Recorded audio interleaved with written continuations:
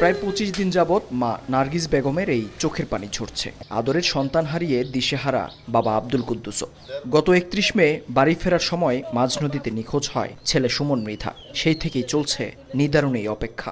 পানি তো আর মারেও নাই, পানি ফালায়ও নাই, ওরা নিয়ে গেছে গা। ২-৩ জায়গায় এই কেস লয়ে উড়াবাস্তি করতেছে, কিন্তু কোনো করে না। খালি কয় যে ছুটি ফল না দপ না, এই আগর বাগর কয়। আশুলিয়া থেকে সেদিন তুরাগ নদীর এই পথ ধরেই কাশিমপুর যাচ্ছিল সুমন ও তার ২ সহকর্মী। গন্তব্যে পৌঁছানোর কিছু আগেই হঠাৎ ডাকাত দলের নজরে পড়ে তাদের বহনকারী নৌকাটি। ঘটনা আঁচ করতে পেরে ডাকাতদের বাধা দিতে সব চেষ্টাই করেছিলেন সুমন, তবে আর শেষ রক্ষা হয়নি।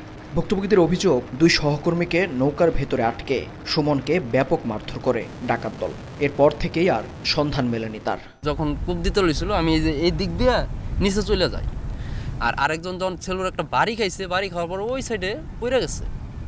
পইরা যাওয়ার পরে ওনারে উঠিয়ে আবার ওই সামনে ফেলাইছে, সামনে ফেলিয়ে মারধর করতেছে। ছবি দেখায় ডাকাত শনাক্ত করছে, ওরা 100% শিওর দিয়ে দিচ্ছে যে ওই ছিল। অথচ কোনো পুলিশ প্রশাসন তাকে যে গ্রেপ্তার করবে এরকম কোনো প্রস্তুতি নেয় নাই। জৌলুস ফিরেছে তুরাগে, সেই সঙ্গে বেড়েছে আতঙ্ক। পরিস্থিতি এমন যে ডাকাতদের হাত থেকে বাঁচতে মাসিক চাঁদাও দিচ্ছেন এ পথের যাত্রীরা। অভিযোগ, নাকের ডগায় এত কিছু ঘটলেও নিশ্চুপ প্রশাসন। কিছু ডাকাতি দিক দিয়ে ফোন দিয়ে সেলওয়ালাদের কাছ থেকে বলে ফোন দিয়ে টাকা নিচ্ছে।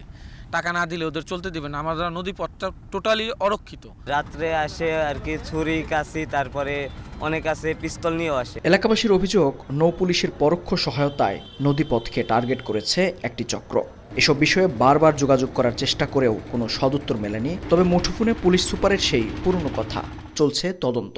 আমার তদন্ত যেটা চলছে, আমি তো সফল হতে পারি, ব্যর্থও তো হতে পারি, সময় দিতে হবে আমাকে। অন্ধকার নেমে এলেই তুরাগ নদীর এই পথ অনেকটা অরক্ষিত হয়ে যায়। ডাকাতির ঘটনা এ পথের যাত্রীদের কাছে এখন নিত্যদিনের ঘটনা। এমন বাস্তবতায় নৌ পুলিশের টহল জোরদারের পাশাপাশি নিখোঁজ সুমন মৃধার সন্ধান চায় এলাকাবাসী। মেহেদী হাসান, সময় সংবাদ, গাজীপুর।